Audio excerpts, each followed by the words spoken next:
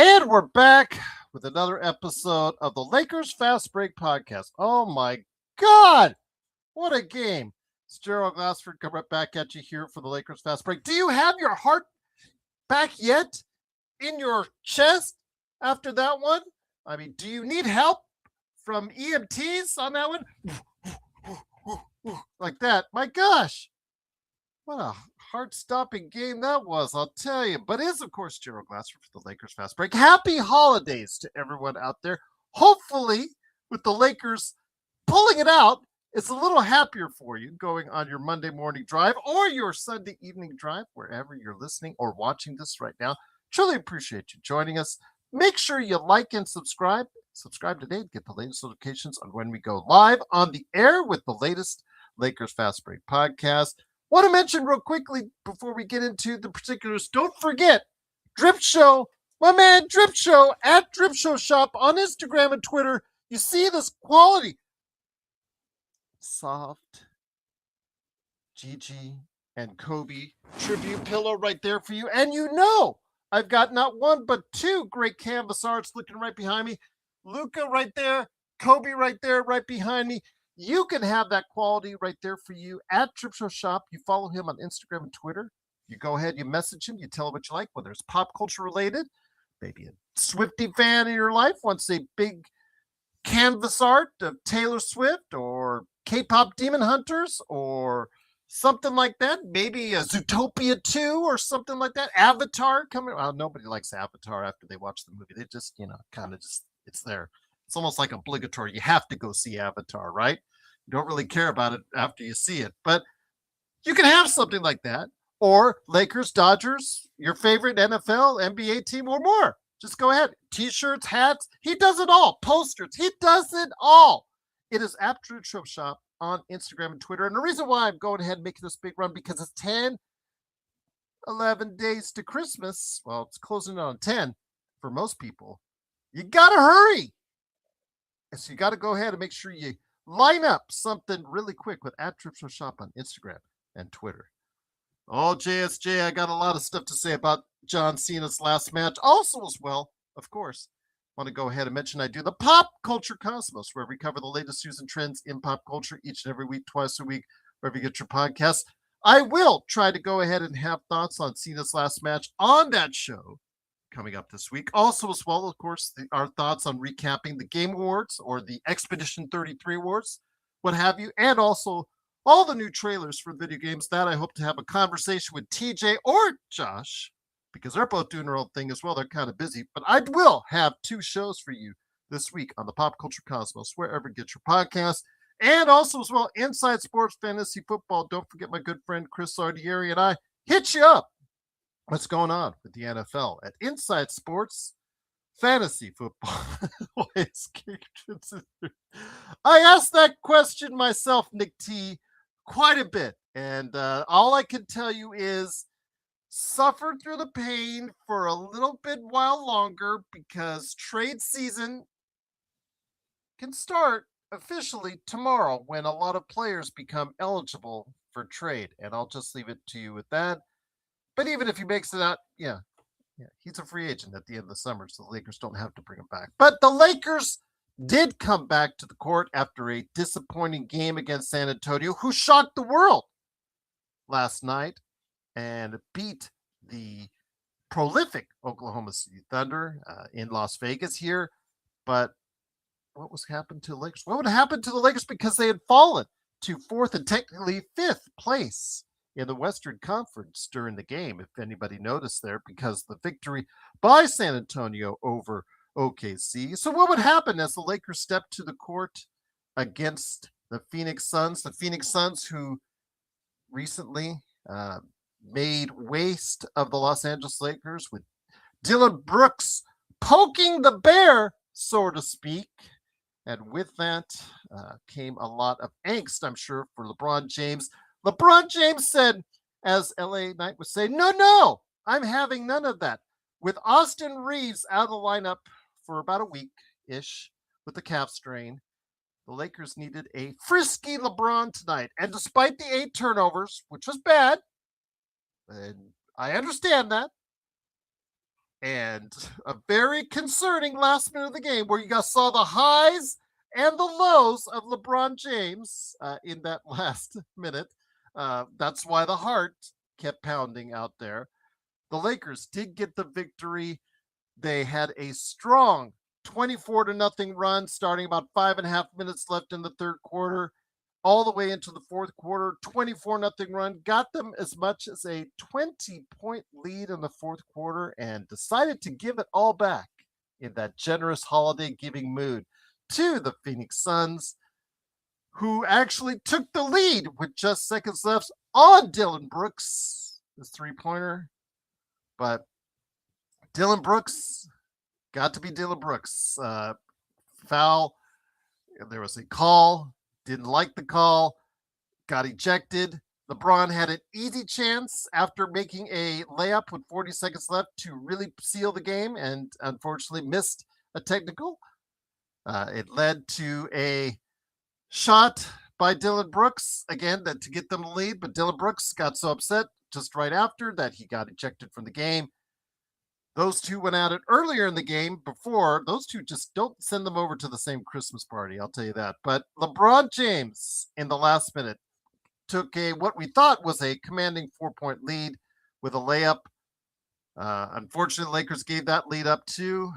But despite missing 2 of 4 free throws, he also did get the winning points down the stretch and blocked Grayson Allen's last second attempt to go ahead and seal the deal. Made for a very interesting last minute of the game. Whew, with the Lakers winning 116-114. Has your heart stopped pounding yet, Lakers fans? I'm not sure mine has, but I'll tell you what, it was a victory, and I will take it nonetheless. You want to know why the Lakers point differential and all the metrics point to this team not being a great team normally? I think you can take a look at tonight. Despite having the sheer size advantage and the rebounding advantage, tonight they were 19%. 19% from beyond the arc. 2 of 14 for Luka Doncic from 3, 7 of 25 overall. He did get 29 points. LeBron James, 26 points, was 8 of 17, 1 of 5 from 3. He also struggled from 3. 9 of 14 from the free throw line and 8 turnovers. Not the prettiest line. DeAndre Ayton, 20 and 13. But the bench late in that third quarter gets a lot of kudos from me as far as Jackson Hayes with 12 and 9. Jake LaRavia, 6 and 8. Jared Vanderbilt with 7 rebounds.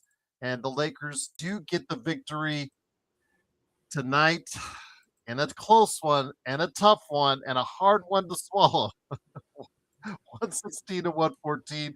And here today to go ahead and talk about today's game. Oh boy, somebody poked the bear tonight, Joe. Dylan Brooks. We got to get Dylan Brooks and LeBron James in an MMA cage. We got to get them inside a UFC cage right there. That's my opinion. But here today to go ahead and talk about today's game. Good man indeed. Please go ahead and check out his latest episode that just dropped. You want to go ahead and check out what Joe Soro is doing. He's doing it at the Joe Soro Experiment right there for you at the Joe Soro Experiment on YouTube. His latest show, The Price of Winning, and how it builds a loser culture around it. It is, of course. Joe, great to have you here, my friend. How you doing? I'm doing very well. For some reason, I wasn't nervous at all during the game. There was too much comedy going on to where there was any feelings of dismay. And I pulled out a lot of the words from the thesaurus to try to lighten up the mood. But it was not a good day for the NBA in terms of its product. I think there's definitely something. There's definitely something that needs to be looked at here with the pace of an NBA game and how bad it's gotten. And someone needs to tell Commissioner Silver that this team or this league needs a tighter program, not more. It needs tight, not more. Every time there's a discussion about There's too much of something, too many games, too much travel, too many back-to-backs, too many reviews. All I see him do is adjust it to be even more extended. And I think that's where my indifference was. I'm sitting there watching this, and every series is a review. How are you going to get excited when every play is reviewed? It's exhausting watching basketball. The game started at 5 o'clock, 5:15, let's say, right? Which Yeah, that in about itself is stupid enough.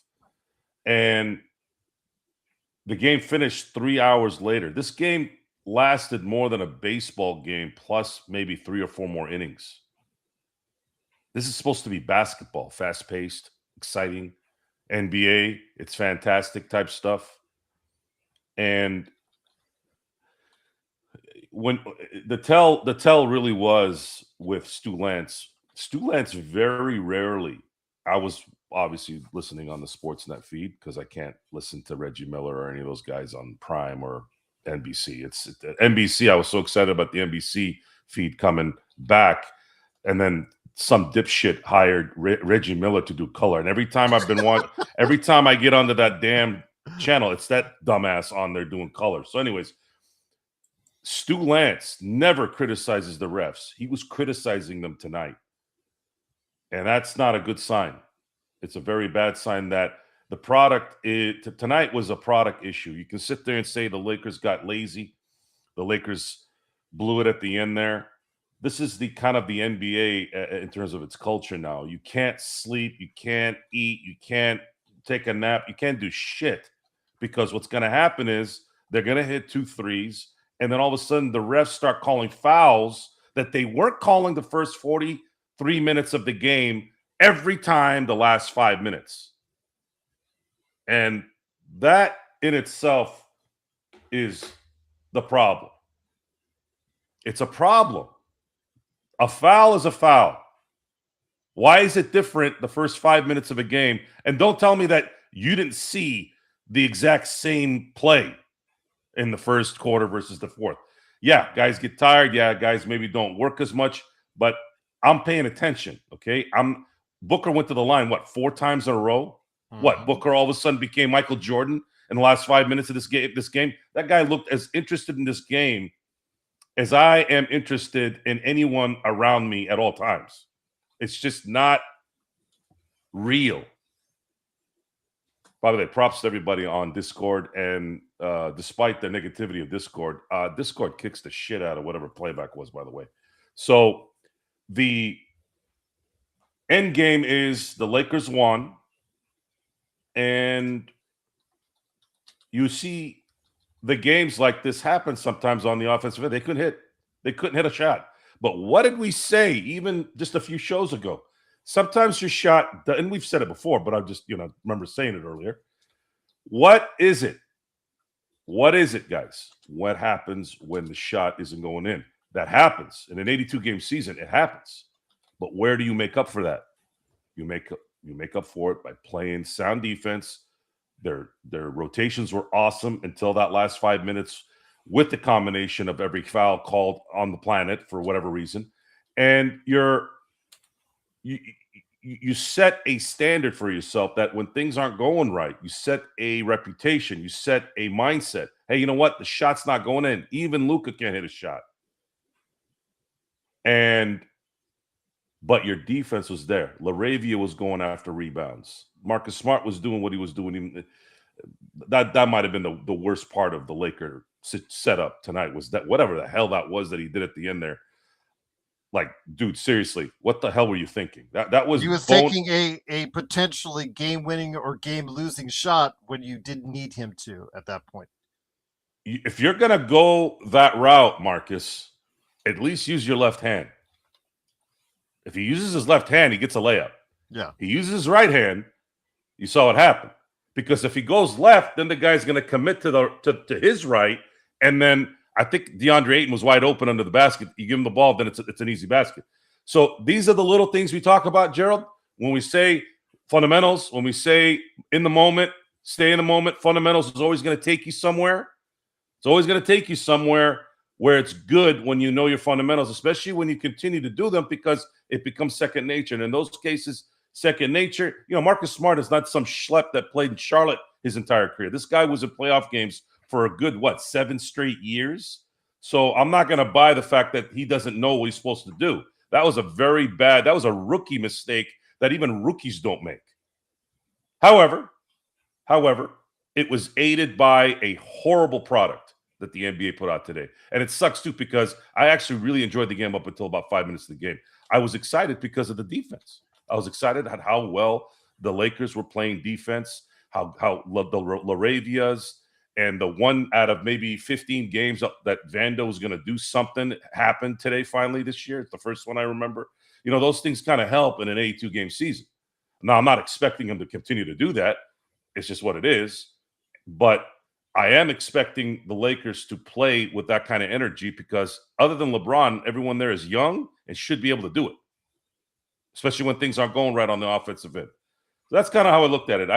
I was not in any way nervous of the game. I had no feeling of them losing it, even though it got close. As far as they went ahead, Joe. Yeah, I don't know why. I didn't think they were going to lose. I thought, okay, well, they're up 1 now. They're gonna Luka or somebody's going to hit a shot to win the game, and it ended up happening with free throws. All right. Well, I'll tell you what, though, it was very close indeed. In fact, a nail biter at the end as the Lakers do win 116 to 114. Sorry for the delay, everyone. I had to go ahead and record John Costa's Lakers Corner 3-minute report. Wanted to fill in for him, so wanted to thank everyone for their patience and us getting started. I also wanted to convey my thoughts, prayers to our friends out in Australia for what happened. Also, as well for those, I believe it was Brown University, if I'm not mistaken, and then also to the community out there everywhere that is really saddened by the loss of Rob Reiner, who was found with his wife earlier this evening, as far as this is concerned. So I know the world of Hollywood is mourning the loss of one of the greatest directors of the past 40 plus years with so many monumental films. So wanted to go ahead and say, even though on a very somber weekend for many out there, we wanted to go ahead and just pass along our thoughts on that. We don't forget, but we wanted to go ahead and say thank you to everyone for supporting us in these times of need in the holidays, especially El Rosto, who gave us a super chat, Jackson Hayes, part of that bench mob. I will not use that phrase too much, Joe, because so far the only thing that really has been mobbed at the bench this year has been themselves. But the key for the Lakers was going on a 24-0 run about halfway through the third quarter. And a lot of that was keyed by the bench with Vanderbilt, 6 offensive rebounds, Jackson Hayes, 12 and 9, Jake LaRavia, like you talked about with his defense, 6 and 8 himself, and even Gabe Vincent hitting a 3, closing out the end of the third quarter. Your thoughts on that, my friend, as they went into the fourth quarter, went on a 9-0 run, totaling out that 24-0 run. That is the difference in the ball game. That is what kept the Lakers, as far as from difference, giving that buffer, causing such a great comeback. Having to work hard for Phoenix Suns to come back to go ahead and get this game as close as it was. We'll talk about LeBron's last minute here in a second, but I want to get to the good part with the Lakers and the bench, at least for that period of time, stepping up to the plate, Joe. Yeah, God, what can I say about Jackson Hayes? Jackson Hayes had 2 top 10 plays tonight. I'm top 5. And I don't even know what the other 3 are yet. I'm just kind of throwing that out there. Boy, I saw him jump on both those plays. And I go, oh, shit, what? One with 2 hands from the dotted line. I go, is he gonna come up short? Didn't come up short. And then the second was baseline, and it looked like he jumped. He looked like LeBron in 2008 when he jumped on that one. And I'm just like, what? And then flushed it down. I was like, whoa. I mean, I was on the Discord and I was saying, oh, but I actually literally said, oh, really loud in my house too. it was very entertaining to see those things, and that's what you want to see out of your bench. They're the guys that are supposed to keep the energy going, right, while you sit and rest as starters.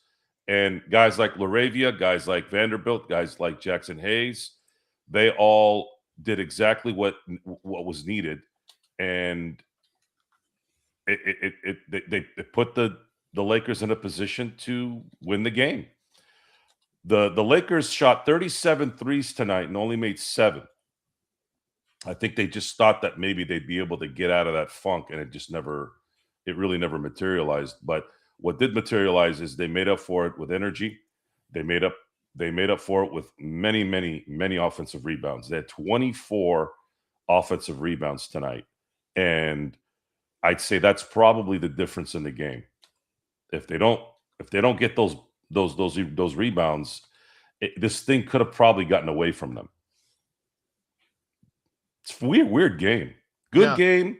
Very, very bipolar, tripolar, quad polar game. There was 7 different games in this game. You had okay officiating, bad officiating, good officiating, bad offense, good offense, timely shooting, horrible shooting, bad decisions by players on each side. It was the most erratic, most fitting game in this particular culture of ours that you'll ever watch in your life. I'll tell you what, though, my friend, there was a LeBron sighting tonight, and then some. Getting closer and closer to the 41st birthday, he was frisky tonight. It wasn't perfect. 1 of 5 from 3, 8 turnovers. It wasn't pretty at times, Joe, but let me go ahead and mention some of the highs, because I mentioned some of the lows. I'm going to mention some of the highs tonight with him with 26 points. A chase down block in that first quarter. Vintage LeBron, per se, against Jordan Goodwin. Frisky and feeling it as far as the jabbering back and forth with Dillon Brooks, which ultimately led to Dillon Brooks later on in the game getting ejected because, he just couldn't help himself.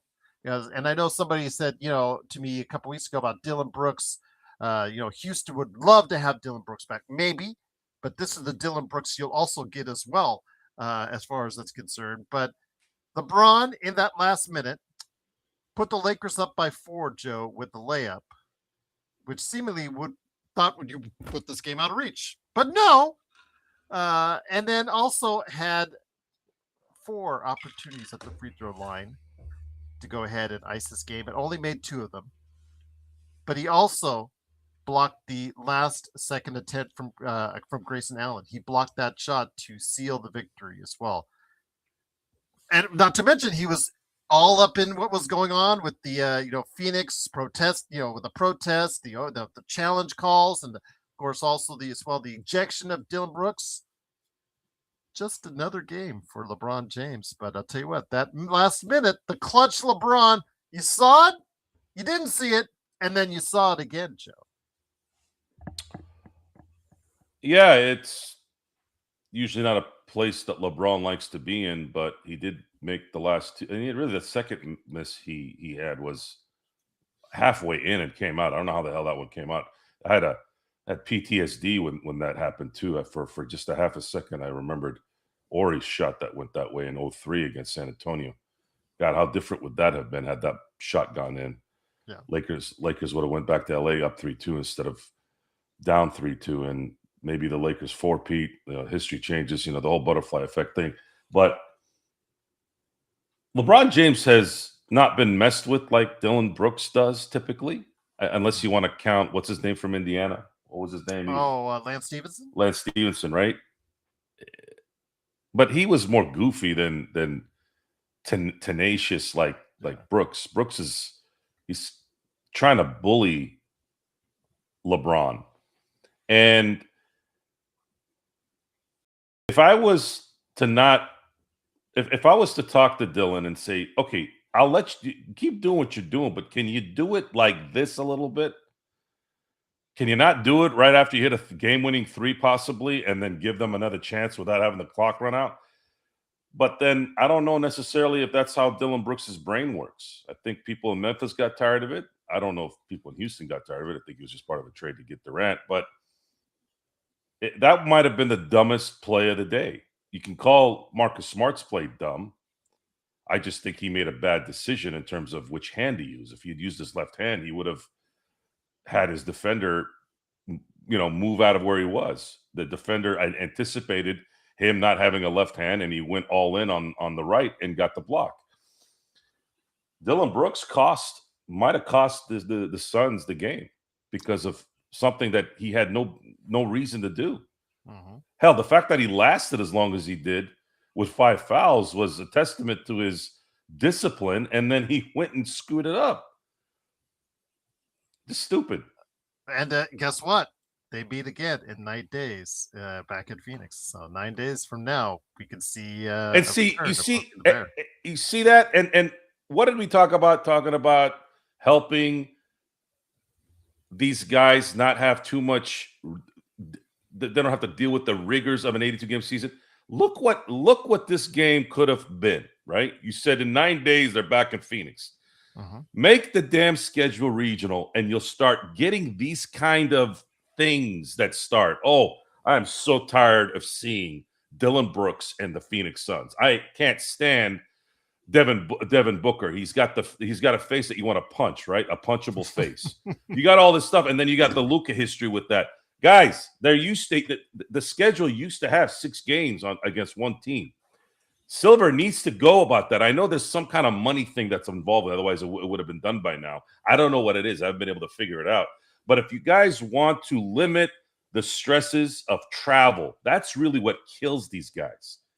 Ask Phil Jackson. That was his one issue. Coming back every time. He's like, travel. And he always used to use Cleveland as the spot. Traveling to Cleveland gets taxing after a while. Well, the reason why is because you're probably going to Cleveland in December and January. And Cleveland already in July and June sucks. I can only imagine how bad it is in December and January, right? Cold, not really a fun place to be. People are kind of, So what are you going to do? What are you going to do to lessen that? Well, how about this? I think it's much easier to take an hour flight. And in some cases, depending on daylight savings time, you might actually not even have that hour. You get it back when you come back to Southern California. See what I'm seeing? I mean, I try to think of everything here, man. Make it more regional. Let's have more Phoenix, LA controversy. Let's have more Sacramento, LA controversy. Because what is Sacramento going to do? At least give them something, right? No matter what's going on in Sacramento, if they know that they got the Lakers coming in 3 times a year, you know that they're going to have something good. They're going to come see LeBron James. They're going to come see Luka, even though they're probably going to win only 30 games. See, everybody wins. Limit the travel. If you can do that and turn the West East Coast thing into one game, pick and choose what year that team goes to Philly or Philly comes to LA, and you will watch. And you might even kind of create this East-West thing again, kind of like Major League Baseball used to do with the NL and AL. Now you have maybe the winner of the East and the winner of the West meet each other where they've only met once, and they don't really know each other. And, that there's an interesting storyline there. So let me ask you this. It was said by Drip Show at Drip Show Shop. Again, like I said earlier in the show, please go ahead and support him. If you want to go ahead and get a great gift, go start by following at Drip Show Shop and message him for what you might need for that last minute holiday gift. Wanted to go ahead and he mentioned if Dylan Brooks was under Dodgers management, do you think he would be a championship player? Like, for instance, Draymond Green, he's despite his stupid mistakes and anger issues, he's been a championship player. Would you see the same path had he been under a different management team, like let's say the Dodgers management team that partially is in El Segundo now? Not likely, because they had issues with Yasiel Puig, and he never did anything like what Dylan Brooks does. Mm. He was known as the wild horse, and I think what ended up happening was it wasn't so much public. I think he was able to control that. I think his focus is really what kind of got to the Dodgers performance. And you see, the performance part, he always came in clutch. He was pretty valuable. The guy should still be in the league, but there's something that I've never really heard behind the scenes and just kind of speculated because it's very few times you're going to find somebody that's built like a god, can throw a ball 300 feet on a dart and it's bullseye, and a guy that hits clutch, right? I mean, Yasiel Puig, part of the frustration about 17 and getting cheated was because guys like him didn't get a ring because of that.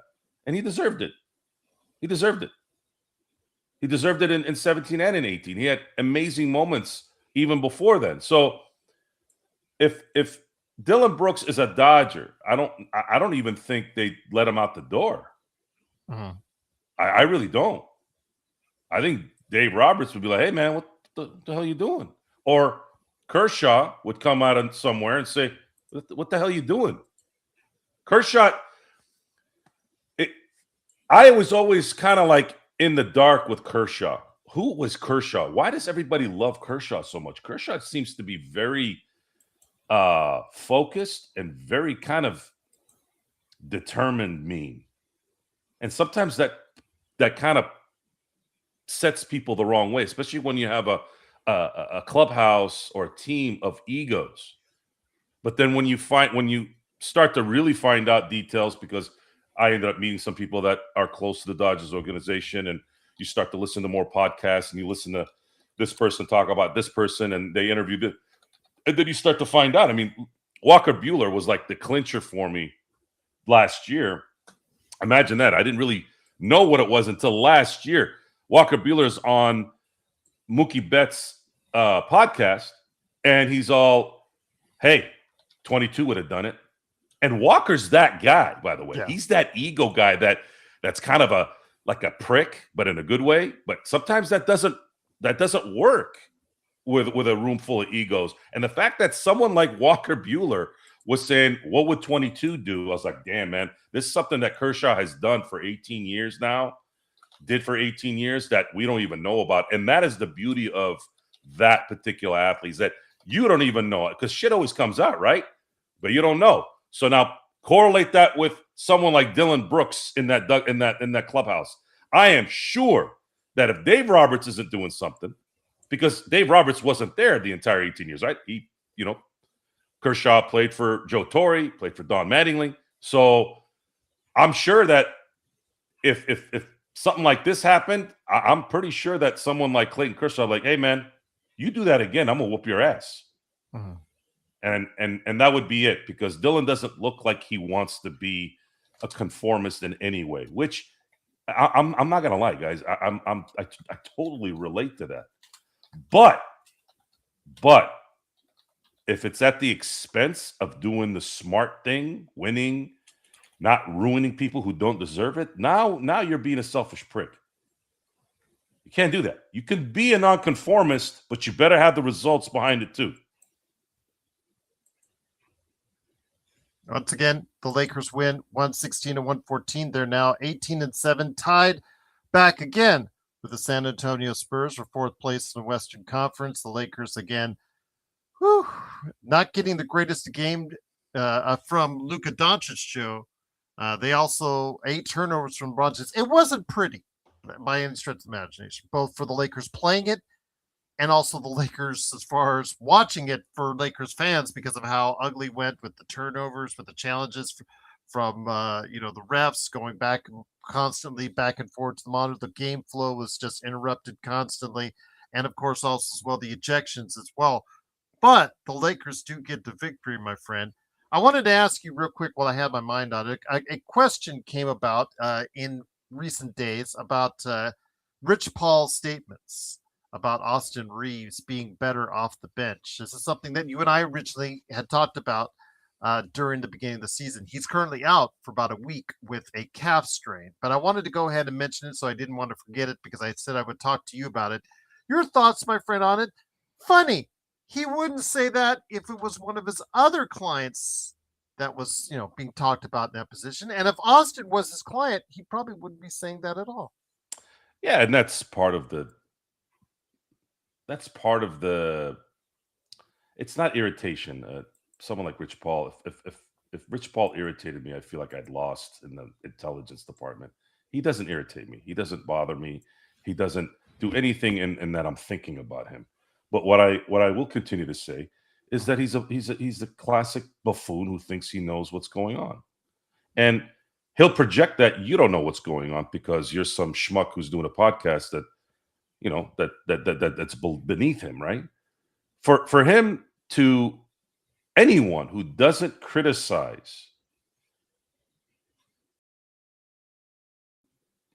those who are doing exactly the same thing,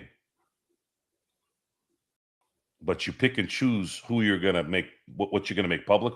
That to me is a bum, and he's a quintessential bum. Those are the Oh, is he like guys. James Hex? Is he like James Hex, a bum? I mean, you say that. Yeah, Yeah, so I thought so. you could say that. That's good. That's a good comparison.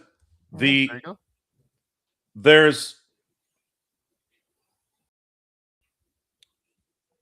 this stuff. If Mark Walter and the Guggenheims hadn't taken over, it would probably be more of an irritation because of the leadership that allowed this clown to continue to do this.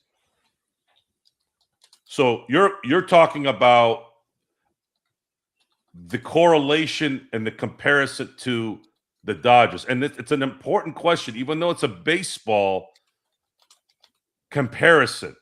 It's actually a good topic to talk about on a Lakers show because the same leadership has now taken over the Lakers, and it correlates with what we saw today and what we'll see with the demands that JJ Redick is going to be under. These are all important. It's a good comparison. So here's what's likely going to happen. Actually, I don't even say likely, is going to happen. You're not, as a Laker fan, going to have to deal with the Rich Pauls anymore.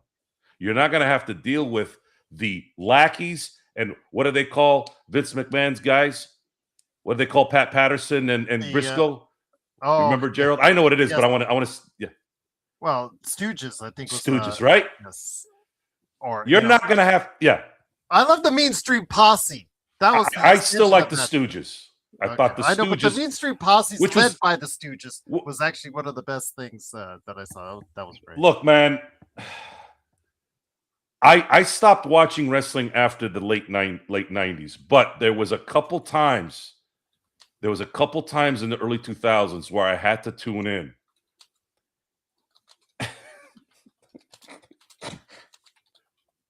When the Fabulous Moolah was on and May. And then whenever I heard Stooges, Pat Patterson and Briscoe, people don't even remember these guys. Again, I used to pay attention to wrestling back in the day. I'm like, Pat Patterson is the first Intercontinental Champion ever. Like, he's like royalty in wrestling.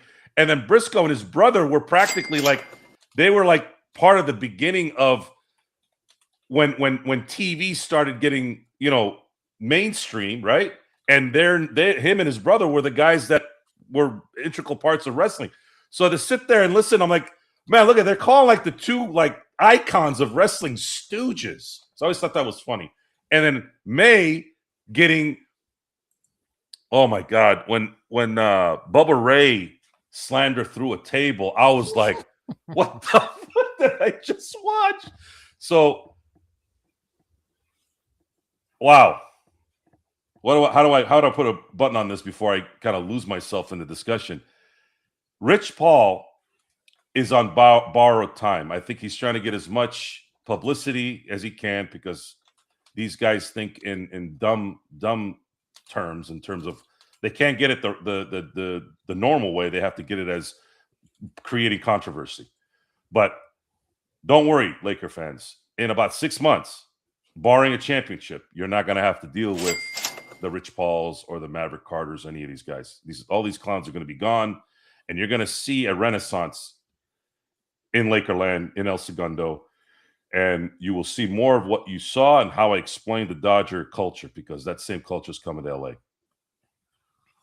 JSJ, I don't think I would have used those words right now. But once again, it is the Lakers Fast Break. It is, of course, Joe Soro from the Joe Soro Experiment, along with B. Gerald Glassford from the Lakers Fast Break and Pop Culture Cosmos. Thank you so much for watching, listening. The Lakers do get away with a victory, blowing a 20-point lead, but in a very eventful, I should say, for lack of a better term, last minute for the Lakers and LeBron James. They do pull out the victory 116 to 114. Yeah, let me say this one thing, Gerald. Yeah, Sure, in case you guys forgot, this is not my show. This is Gerald Glassford's show. They often confuse that. Yeah. If you're not providing a positive conversation on this channel, then your stuff will be modified. And that's why we have moderators. If they don't like what you're putting out, they'll deal with you accordingly. So you guys, if you disagree with us, do it respectfully. Don't lie. Don't try to tell no, it's not the truth. We tell it like it is. Don't be a negative in the conversation. If you disagree, you disagree, but be respectful. When you're not, like James Hex is and Brad Stevens, who, by the way, is a much better GM than whoever is typing in there tonight. Yeah, you will get moderated by our moderators. It's just that simple. But I do want to go ahead and hit a couple of the super chats. 805 said, rest in peace to Rob Reiner and his wife. A terrible, tragic story. It does look like there is a person of interest, and it does not look like it's going to be a good situation as far as they're concerned, because it does look like a homicide, which is not a really good situation at all. I'm sorry to see it. It could be reports say it might be a family member involved in that one too. Drip Show Shop says is Deep Brooks more like Tommy Pham? Is Deep Brooks more like Tommy Pham, Joe? No, he's worse. He's worse. Fair enough. You know who's worse? You know who's worse than Dylan Brooks? Gabe Vincent. At least on the basketball court. That's true. That's one of the things I want to say. Okay, Gabe Vincent. Okay, he did have that part of the stretch where he was part of that 24-0 run. And Intel Wild says if you guys get to 45 likes, he'll super chat $50. At this time of the year, it is truly appreciated. Any time of the year is truly appreciated. Intel, you're the man indeed. Joe, I did want to ask you though, again, 24-0 run. Of course, he was part of that. Great, awesome, pat on the back. But JJ, when the game was out of reach and 20-point lead, still relied on the same individuals to get him across the finish line, and it almost cost him. In this game, Joe, we didn't mention yet as far as maybe some of the things that could have been done differently in that fourth quarter to at least keep the Phoenix Suns at bay, so that we didn't have to have that furious last minute, that heart-stopping last minute that we did. I think it was a combination of all things going wrong. I'm not going to fault JJ too much on this, because I think at some point in an 82 game season, you have to let your guys figure some stuff out. We praised Phil Jackson for this for years, and we can't be hypocrites and say, well, you got to call timeout. You got to call timeout every time something goes wrong. These are the moments where your veteran guys, and folks, we're talking about Luka Doncic and LeBron James, arguably the greatest player of all time and arguably the best player in the league right now. I would like to think that those guys should be able to figure it out too. So I'm not going to get on JJ on what did he do coaching-wise and all that. Plus, I said at the beginning of the show, the officiating changes for some weird reason in the back half of every fourth quarter, it seems. And this has always been the case. I never understood it. I've never really talked about it, but I think this warrants that, because I've seen first quarters. You can tell that the refs are just letting them kind of develop what they're doing. Okay, that's great. How about keep doing that also? Stu Lance getting upset with the refs tonight. Guys, I have listened to Stu Lance since I've lived in Southern California. So for almost 30 years. With Chick, without Chick, with Billy Mack, without Billy Mack. I cannot remember the last time I heard Stu criticize the refs. That's how rare that comment was tonight. Usually he'll comment about, oh, come on, I got to get home. It's kind of a running joke. Hey, can we hurry this up? Stop calling timeouts. Stop calling fouls, refs. But tonight he criticized the officiating. And for me, someone who's watching what was going on and not just watching the ball, watching kind of what's going on with these screens and these drop coverages and all that, what is it about the last 5 minutes of a damn NBA game that you feel like you need to get tighter in terms of the officiating? These guys were already beating the shit out of each other for the first 43 minutes. So you cannot use that excuse, oh, they were getting tired. And usually when you get tired the last 5-6 minutes of the game, you tend to get a little lazy and you do a little bit more body. No, they were very rough tonight. You all saw that, right? You saw it, Gerald? It was pretty physical. So to sit there and say, oh, well, did they get more physical at the last 5 minutes? Well, that doesn't make sense if they're tired. Why are you calling? I felt like all I was watching for about 2 minutes was Booker hit free throws. On calls that I saw in the third, the second, and the first that weren't called fouls. Why? What changed? And you wonder why everybody thinks your shit's rigged. It's stupid. It's stupid. And I believe that was the catalyst to this. It wasn't just the Lakers sitting back and going, okay, we got this. Yeah, it's natural. I get it. But not 20 points. It wasn't all them. And I'm not going to put the burden of solution on JJ Redick when he has two of the smartest basketball players that have ever played. Two of the smartest. Two of the smartest. You got to be able to figure that out. They couldn't hit a shot tonight. Luka thought maybe he could bust out of his slump. That's why he shot 14 threes. I have never, not even when he was in Dallas, never had seen Luka shoot this bad. And by the way, folks, he still dropped 29.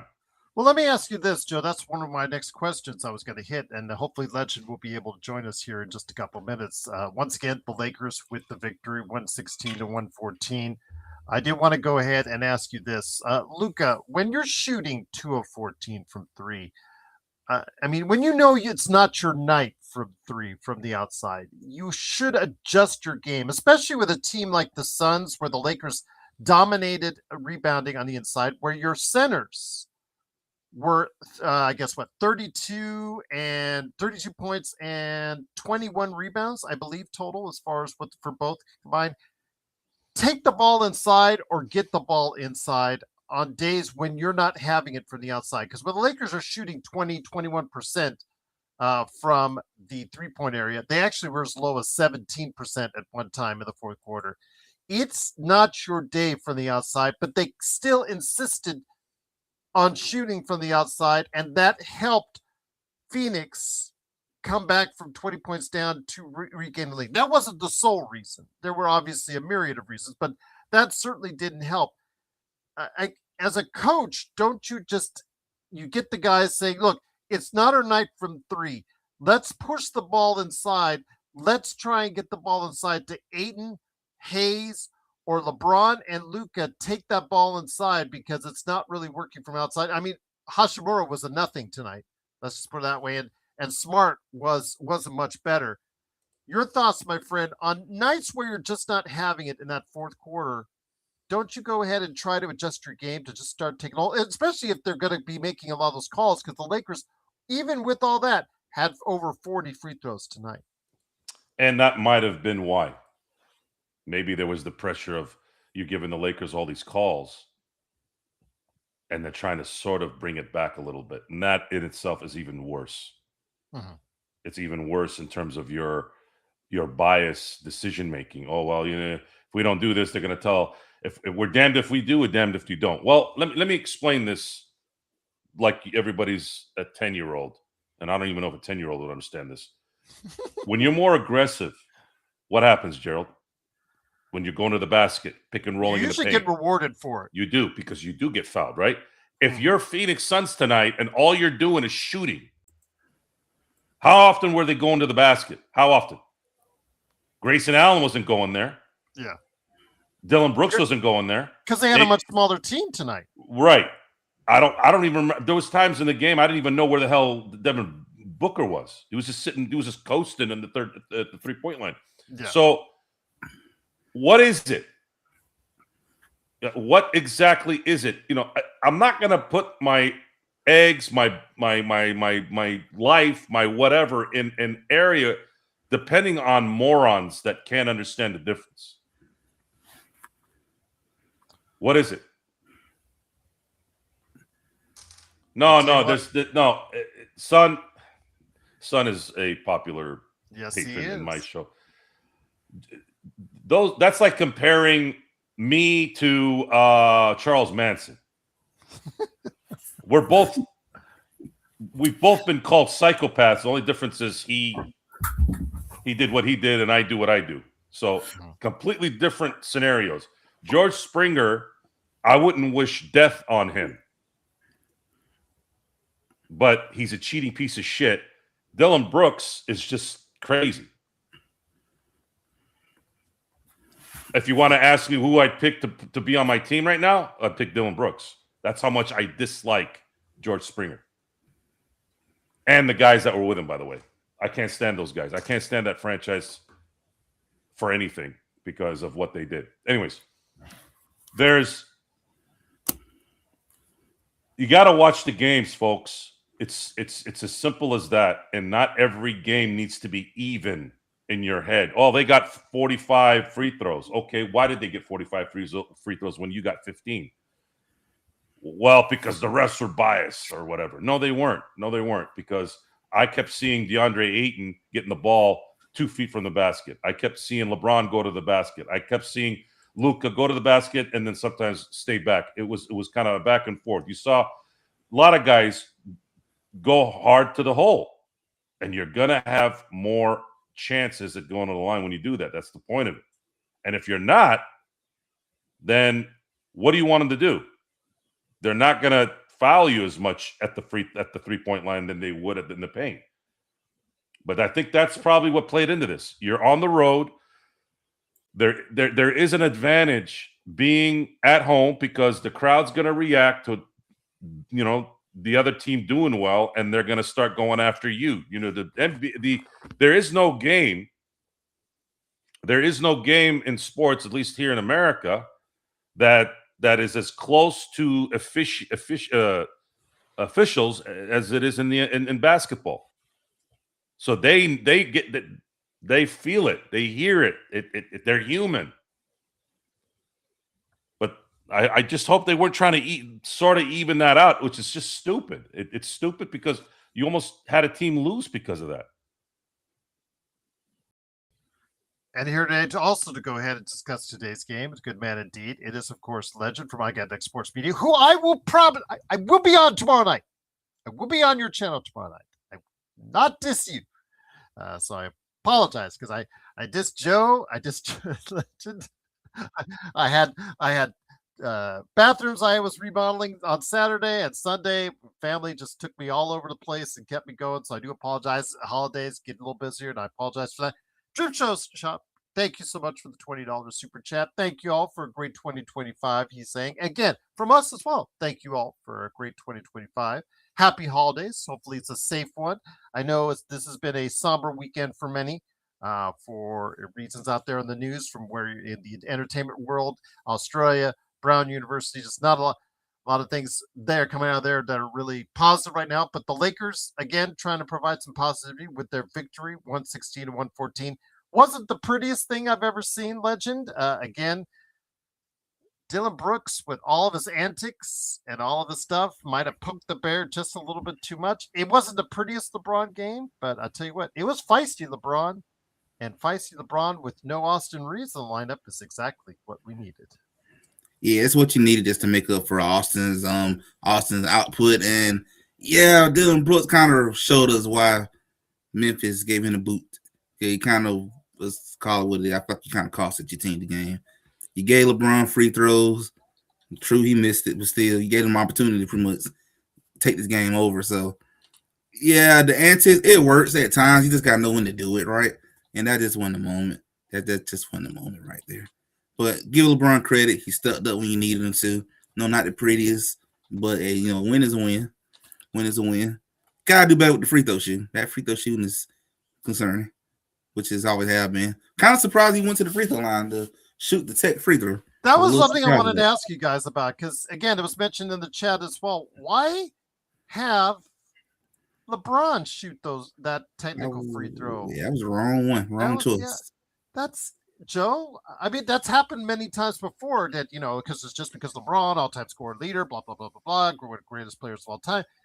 Doesn't automatically mean you need him to go to the free throw line, especially when you have a better shooter, a little bit better, in Luka Doncic, who's shooting better from the free throw line tonight. Absolutely. LeBron, if he's the player that we all say he is, and the guy that's, the thinking man, greatest, on the ball, on the court mentality and intelligence and all that stuff that he's bragged about for so many years. If he knew that, he would have known he was struggling for the free throw line, Joe, and let Luka take that last free throw. That technical free throw when Dylan Brooks got ejected. Yeah, I was kind of puzzling why they didn't have Luka shoot that.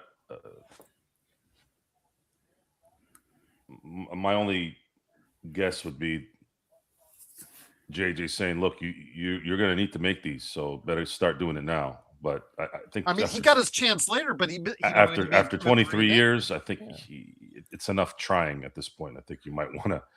Lucas is shooting career best or 80%. Yeah, he's shooting the career best from the 3-point from the free throw line. And I want to thank Luka Doncic. It seems like there's been a couple of things that I've said all summer about his game, and he's hit on both. Pretty crazy. Huh. I don't know. Maybe something happened with the chat that channeled to the right people. And I was saying that Luka has to be hitting 80%. He cannot be shooting 77% from the free throw line. He handles the ball way too much to be shooting in the high 70s. Absolutely not. And those of you who don't, there's a difference. There's a difference. It actually does matter. Those small percentages, especially in the highest of highest leagues, highest competitive league, that extra free throw, that extra 2 free throws matters in a game. You saw what happened tonight. They won by 2. Okay. So I'm just saying, I agree. I think you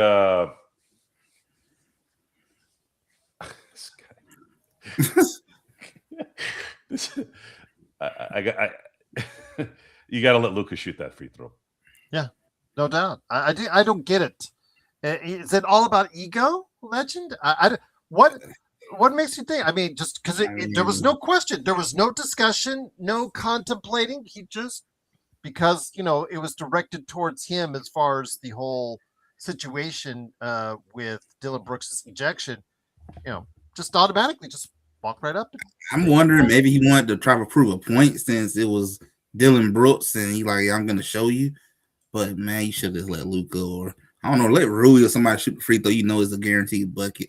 That one time try to beat your chest, and nah, man, that was kind of dumb on that part. JJ, grow some balls, bro. Tell him, nah, bro. Somebody else do it. I think the technical shot was against Brooks, but they can choose, right? Who they want for the technical. You can choose because it wasn't. It wasn't. Just like Did JJ Redick have a brain? Does his brain stall for a second, or like how did?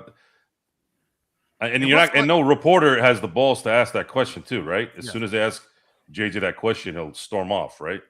Yeah, because there wasn't a flagrant involved, was there? No, there was no. I would have. Okay, so here's how I would form the question, Coach.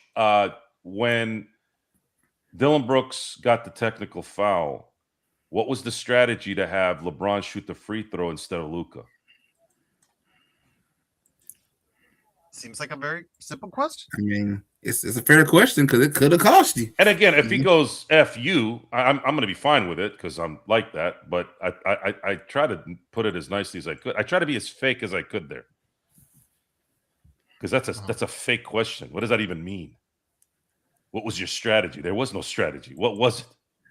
Actually, there was a strategy. Are you trying to build confidence for LeBron? Dave McMenamin does have that tweet out there. JJ Redick said, here we go. Here we go. After the fact, Joe.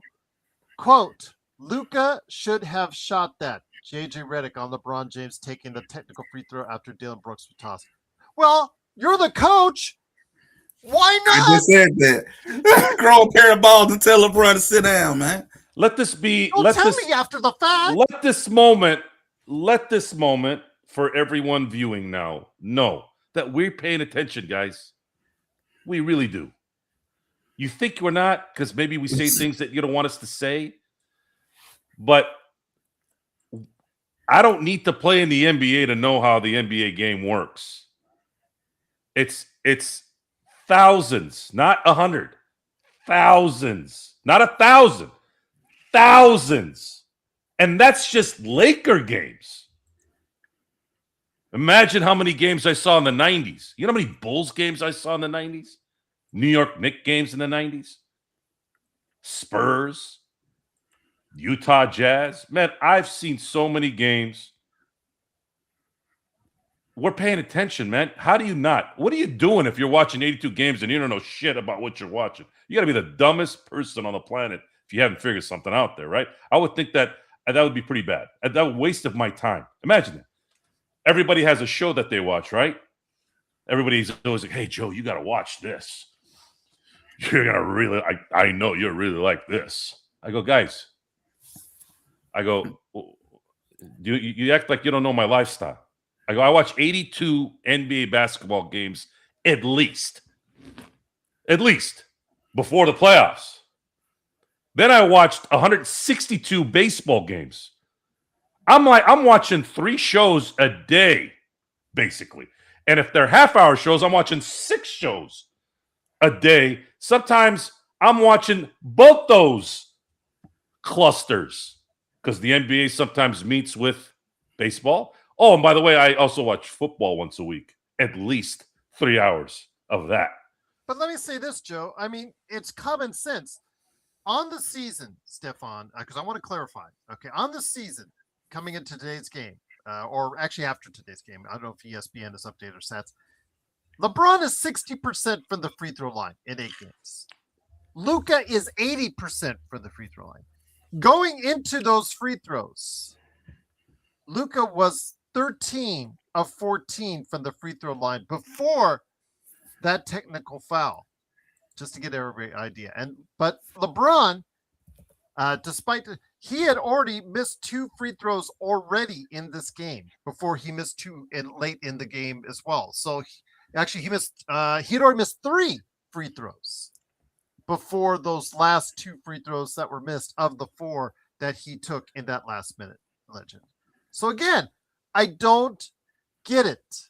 I don't understand. It's like the same thing I said earlier about when you're struggling from the 3-point area and you're in the fourth quarter and your 20-point lead in the fourth quarter is slipping away. Tell your team you have a great size advantage over today because they have a lot of small players in Phoenix, and you saw it with a huge rebounding edge for the Lakers. And the fact is that they had 30 plus points and 20 plus rebounds combined for both of their centers. The Lakers did tonight. Take the ball inside, send the ball inside, do something instead of just repeating the same mistakes over and over, because it's what cost them the lead was all those missed 3-point shots and the mistakes that they made. They're lucky to get out of tonight with a victory is pretty much essentially was what I'm saying, because again, the Lakers tried hard to lose this game, but you know what? They did it just enough to win it. Yeah, I mean, those wins a win. You gotta take it, but I just in that situation though, yeah, you gotta put your best free throw shooter to the line. You gotta LeBron got pride. It's got the ego, but you gotta be the coach, man, up until it's just not happening. You got a history of missing these free throws. The stats are there, the numbers don't lie in this situation. You ain't the person that need to be going to the line. If I'm the other team, yeah, send LeBron to the line every time. He's gonna more likely miss 1 out of 2. most likely.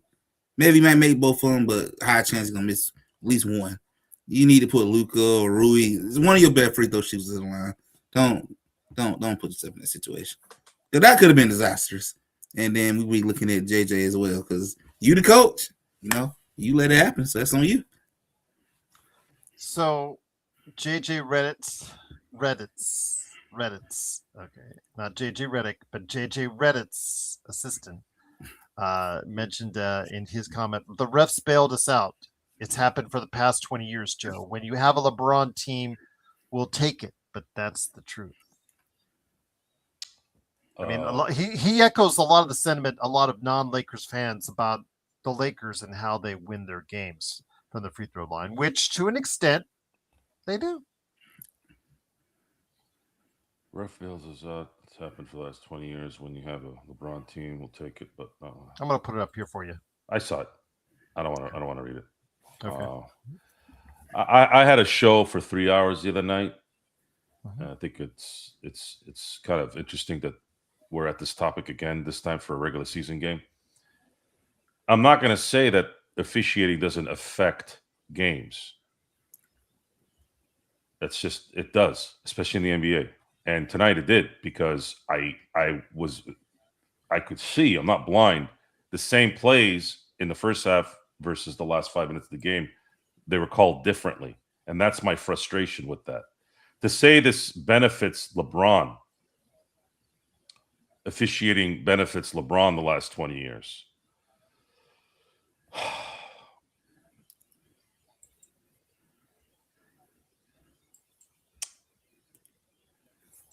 If that's why LeBron is LeBron, then the loser mentality is entrenched in you.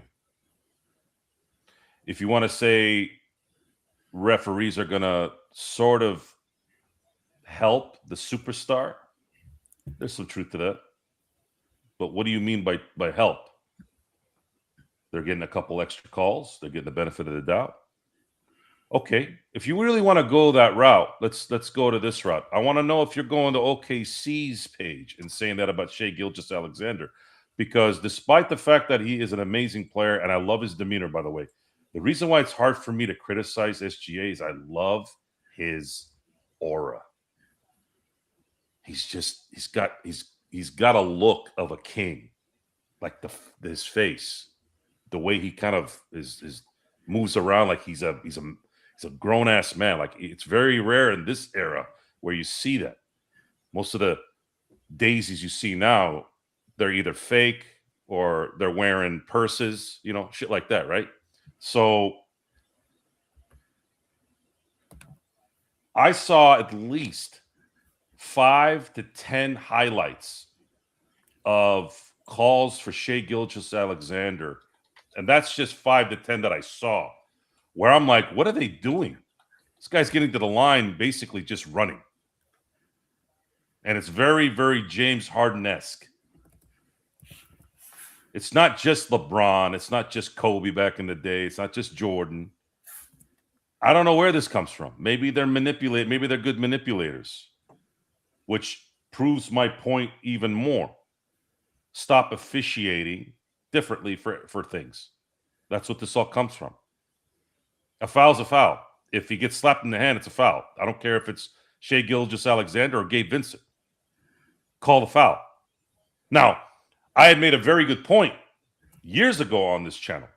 I said, okay, if there's a foul and you didn't see it, right? You're human. You're a ref. You were sitting at an angle. You did not see it. And you said, I didn't see it, Jason Tatum. I didn't see you get hit in the wrist. You probably did get hit, but I didn't see it. I'm sorry I couldn't call it. Okay. You got to kind of buy that, right?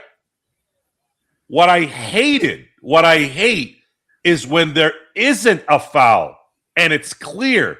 Why the hell did you blow your whistle? You just anticipated. You just guessed. That right there needs to be punished. That needs to be criticized. Because when you see the replay and clearly there is no foul, there is no slap of the hand, but you called it that. Why did you call it that if you said you saw it? See what I'm saying? And that's always been the issue in the NBA. I understand pressure. You got the crowd on you and all that. Well, folks, I'm sorry. Maybe you should go do another job if you can't handle it. I'm just saying. If you can't handle it, if you're going to see fouls that aren't fouls, then you don't belong officiating in the NBA or in any basketball game. And for me tonight, you can sit there and regurgitate what every loser says out there when something doesn't go their way. Oh, it's the ref's fault. Oh, it's the mother's fault. Oh, it's the neighbor's fault. Oh, the sky fell on this guy. Like, at some point, those excuses belong in the toilet. It's not going to be like that every day. It happens on occasion where it's catastrophic. But if you're constantly saying, it's like when one of my friends said really, like, clearly, he goes, if you start hearing that something is always happening, then it's really not happening. That's just what it is. This is how the NBA is run. You have to adjust. So when you're playing baseball and the strike zone is wider for this particular ump, you have to adjust to that as a pitcher and as a hitter. It's just what it is. You don't adjust, you're going to be bitching and whining the whole time. And then the problem with, well, we got to get it right. We have the technology. Wasn't that in Captain America, G? Yeah, that's so. true. I just Also did my. I believe also the $6 million man. Right, that too. I try to do a third generation Chappelle with my white voice. It wasn't Chappelle, but it was my like a third version of it, right? Okay, fair enough. We've got the technology. Now, what happened tonight with technology? Here's what happened.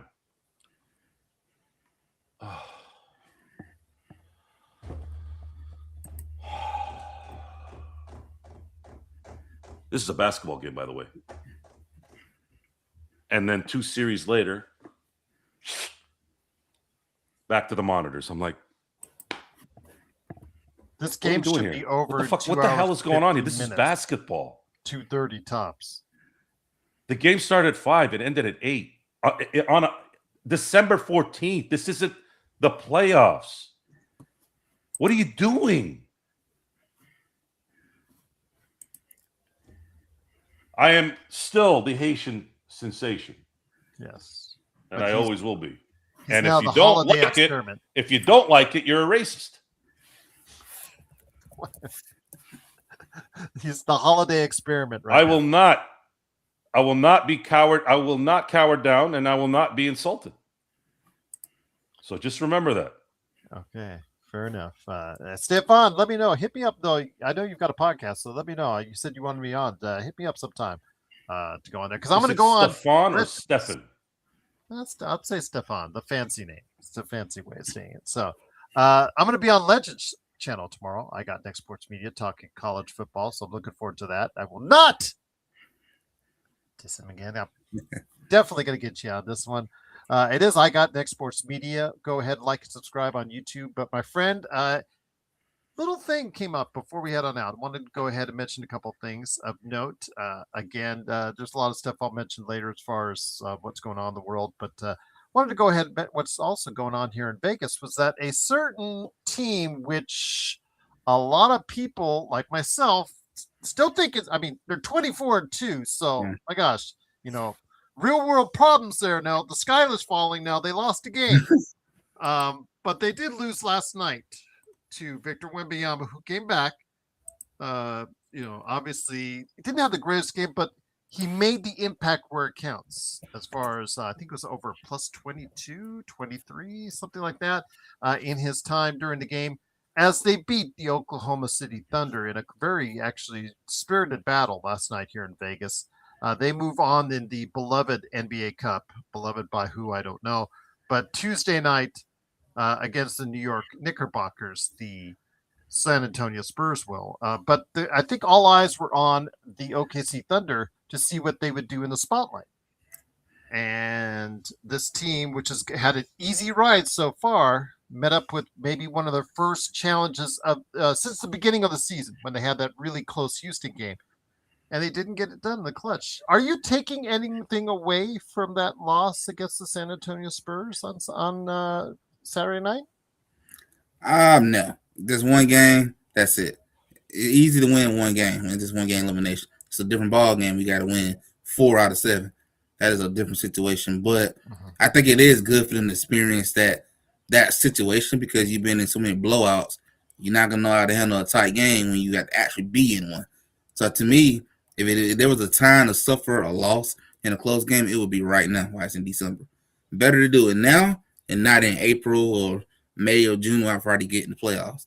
So I don't think it's like an end of the world for Oklahoma. You just got 2 losses. Like, I mean, come on. Everybody here would love to only have 2 losses right now. So that's good world problems to have right there. But it's not the end of the world. It just you got put in a situation that you haven't had to be in that much. And give props to San Antonio. They played well. They played defense. Wemby's gonna be a problem in another year or two. It's gonna be a wrap for the West. But you just lost to a good team. It happens.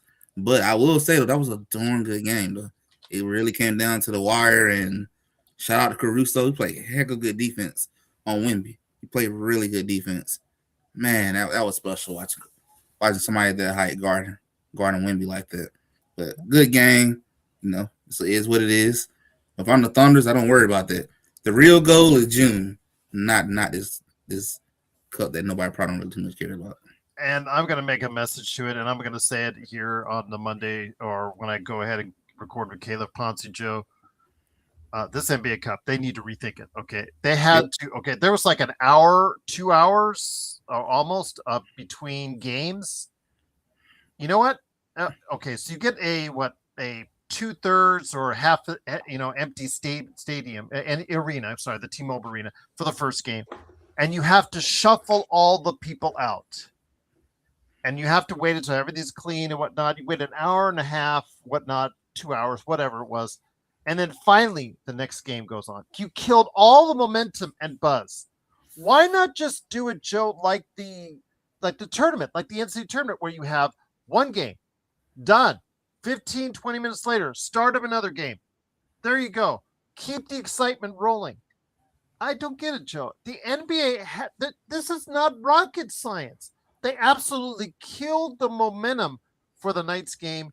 They don't need to start the first game at 2:30 p.m. on the Pacific Coast time. That was absolutely asinine. Again, they didn't learn from their previous mistakes before. The NBA I don't get it with the NBA. They just have all these opportunities to make this package and make their sport look a lot better, and they just don't end up doing it, Joe. If I really went off on this, we would probably be here for 3-4 hours. Yes, that's true. But I'll try to put the cliff notes on this. I know you probably have to head out.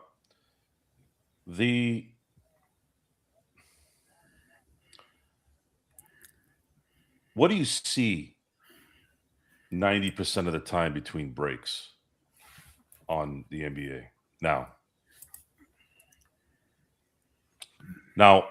I'm not just blaming the NBA. It's all the sports. I mean, I'm watching the MLB network.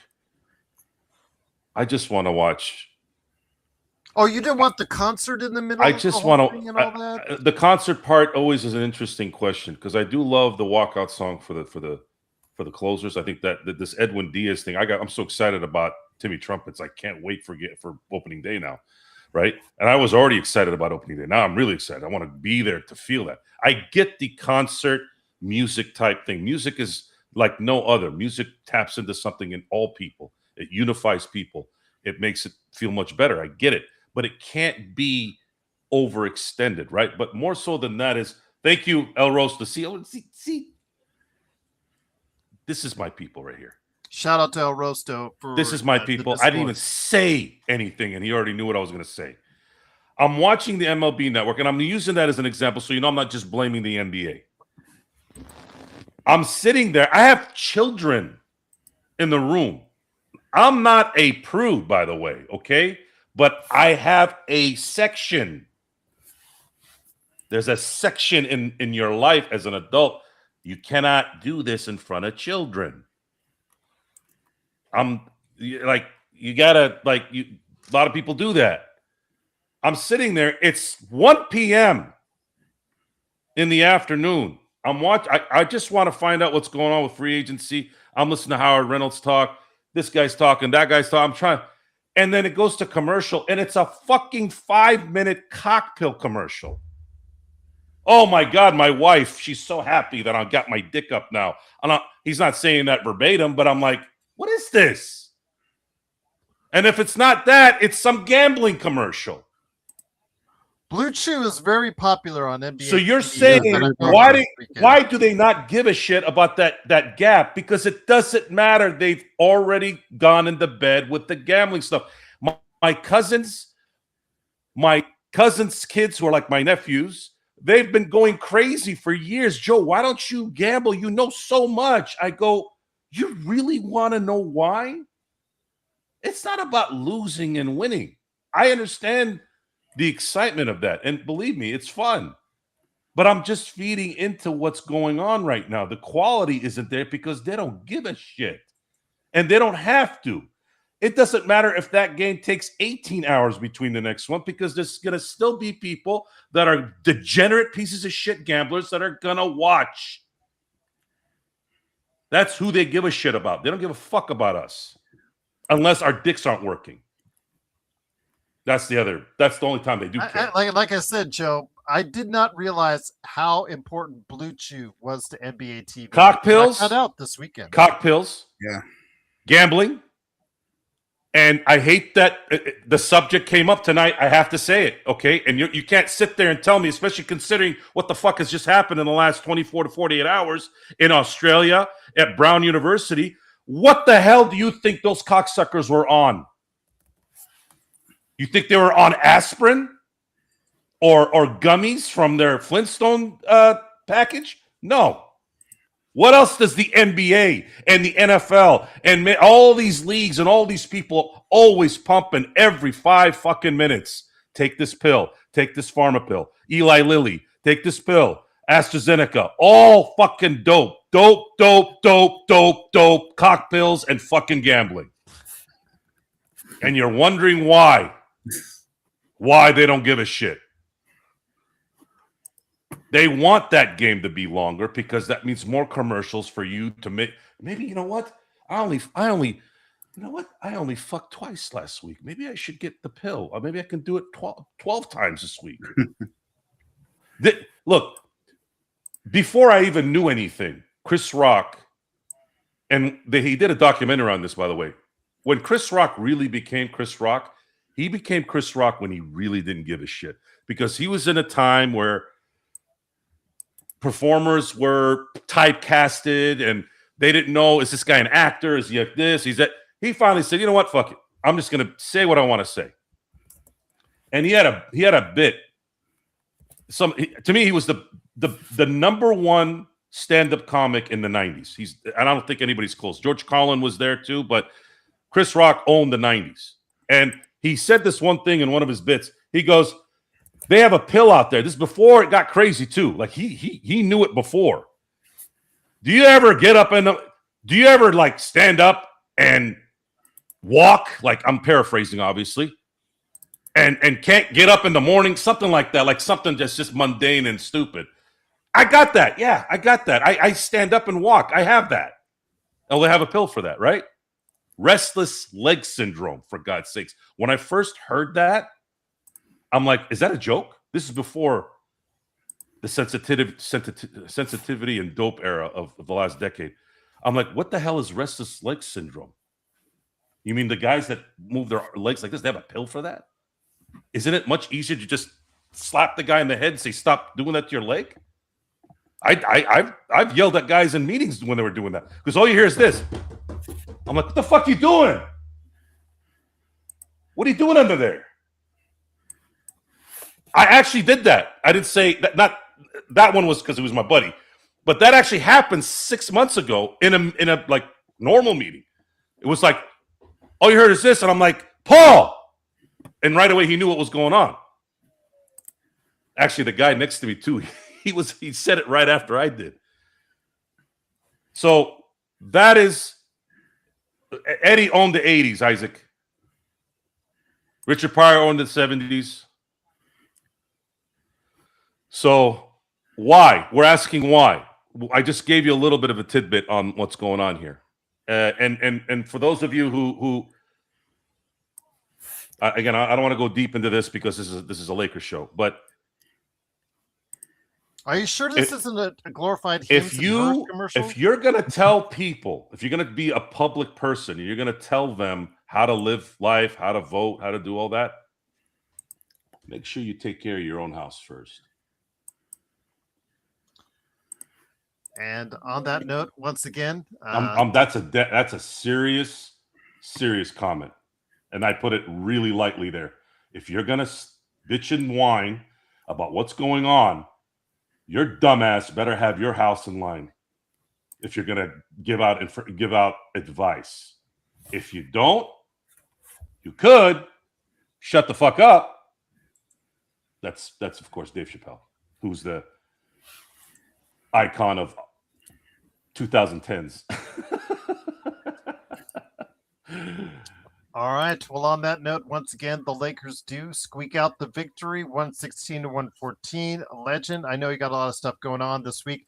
Hopefully, as well, we can schedule maybe an NBA observations this week. The Lakers, we're going to need to fill up some time because the Lakers don't have a game until Thursday. That's at Utah. This is a 4-game road trip, guys.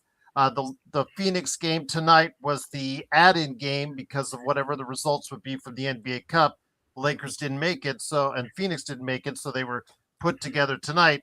They do go at Utah on Thursday, Saturday at the Clippers, then Tuesday at, of course, coming right back, the Phoenix Suns, like I talked about. So can't wait to poke the bear again. But my friend, who's had a up and down ride tonight with his basketball teams, one winning, one not winning.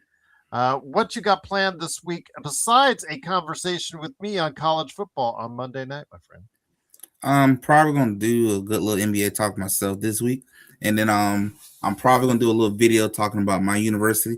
Got our defensive coordinator at Georgia Southern. We needed that badly, and then we're gonna talk about the upcoming matches for the college football playoff. We're gonna talk about can James Madison maybe make it interesting, maybe get an upset. I'm gonna talk about that. See, we're gonna make things interesting. Well, thank you, Legend. I appreciate it. Once again, go ahead and check them out at I Got Next Sports Media. Thank you, Joe, as well, for being on tonight. Thank you for all the super chats. Thank you for Xbox for being you, my friend. And again, all our thoughts are with everyone in Australia, Brown University, and those in the entertainment world who followed, of course, director Rob Reiner, who him and his wife were unfortunately found dead tonight. And so it's very sad news to hear from the entertainment world. We do not know the specifics yet. Just wanted to clarify from earlier. We don't, a lot of speculation go around. A family member did find them, but we don't know what this whole scenario in that and what's going on there. So again, terrible to see such a great and outstanding director gone way too soon. One last super chat here coming up from Drip Show. Again, at Drip Show Shop on Instagram and Twitter. Please go ahead and support them there. Get those last minute holiday gifts from at Drip Show Shop on Instagram and Twitter. FYI, AI is watching your phone. Stop sending your side girl pics to people. AI is everywhere. We might even be AI. I don't know, but it's funny you brought that up. Somebody will say a comment, right? So the Bonnie Blue lady was the topic of discussion this last week. I don't know who the hell Bonnie Blue was, because I heard it in jest. Like it was just like I heard Bonnie Blue, probably some singer, right? And then I started seeing it more in the context of the post, and I'm like, oh, okay, I think I see what's going on here. And I go, who's Bonnie Blue? And some guy goes, Google is your friend. I'm like, fuck that. I ain't looking for no damn Bonnie Blue. I end up kicking the bucket tonight, and then they go in my history thing. I'm not gonna go around and have to worry about my kids cleaning my shit up when I'm gonna get buried and like, oh, Daddy was looking at Bonnie Blue. Everybody started laughing, of course, and finally found out who she really was, and the stupid reason why she got in trouble. They should have left her wherever they found her. I gotta order from the Drip Shop at some point too. I gotta order me some. Stupid ass freaking society we're in. That the smartest, most info-filled era in the history of the world, in the history of civilization, and we have articles about some stupid ass skank in some other country yapping about something. And legend, Georgia. Okay, you're competing for a national championship. Why are you shoplifting? Yeah. Why? Probably went to the Jameis Winston School of grocery shopping. Or who? The middle ball who did in China. Kirby Smart. Kirby Smart team. Leangelo Ball. Oh yeah, Leangelo. He did the same thing in China. Yeah. So yeah, that started the derailment of his career. But legend, appreciate it again. Thank you so much. I Got Next Sports Media. Check out Joe's latest show. He did 3 hours last night. Really a doozy. So please go ahead and check him out. Intel. I don't think we're going to get the necessary likes, but if you guys like and subscribe on your way out, it is truly appreciated. And thank you, Intel, for your generosity, and also Intel, and also El Rosto, and of course Drip Show Shop as well. Truly appreciate all you guys out there that gave the nice, obviously very generous, especially this time of year, super chats. So cannot thank you enough for doing that. El Rosto, crab and lobster. Yeah, never go wrong with crab and lobster here. I'll tell you that. I'm telling you, the Palms Buffet, guys. I know they've raised their price. They're in the 70s now, but all you can eat lobster, guys. Sports Baby is MIA for what, an hour? The second you bring up a porn star, boom. Yeah, right. Shows up. It's like Joe Henry. You just say his name and there he appears. You just say a porn star or adult movie star and there he appears. Absolutely. But it is, of course, the Lakers sneaking out with the victory. What a game. What a last minute. 116 to 114. But we'll be back with some NBA observations to fill up your time until Thursday. Looking forward to that. Maybe even a snack pack. Joe may go and I may go on with a snack pack. I'm going to grab a snack right now. There you go. Indeed. But it is, of course, legend from I Got Next Sports Media, Joe Sorrell for the Joe Sorrell Experiment, and me, Joe Glassford. Hopefully you've had a great Lakers weekend amongst all the other situations gone on. We're always here for you, win or lose, but tonight's a win. As we go ahead and continue on with the Lakers season right here at the Lakers Fast Break Podcast.